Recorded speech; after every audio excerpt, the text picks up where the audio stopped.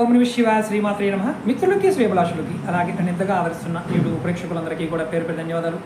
మిత్రులారా, మీ అందరికీ పరాదేవత ఎల్లవేళలా మీతో ఉండి మీ మనోవాంఛ నెరవేర్చాలని మనస్ఫూర్తిగా కోరుకుంటున్నాను.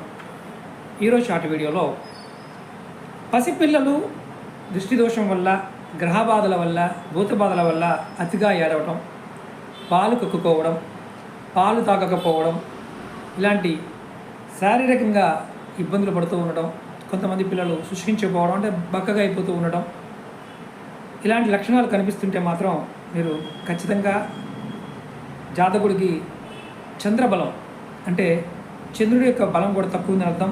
అలాంటప్పుడు మనం ఏ రోజునైతే చంద్రబలం ఉంటుందో అంటే చంద్రబలం ఉన్న రోజు రోహిణి నక్షత్రం ఉన్న సమయంలో మీరు గురువారం రోజున గానగ చెట్టు దగ్గరికి వెళ్ళి ఒక కాయని సంపాదించుకోండి.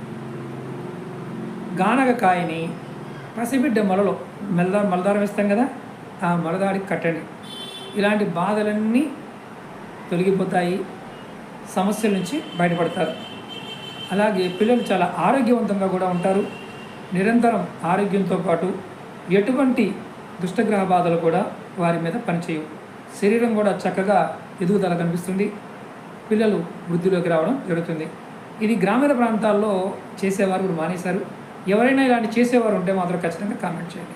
అలాగే మీకు ఈ వీడియో నచ్చినట్టు లైక్ చేయండి, ఛానల్ సబ్స్క్రైబ్ చేసుకోండి, పక్కనే ఉన్న గంట సింబల్ని యాక్టివేట్ చేసుకొని 10 మంది మిత్రులకి షేర్ చేయండి. ఓం నమః శివాయ శ్రీమాత్రే నమః.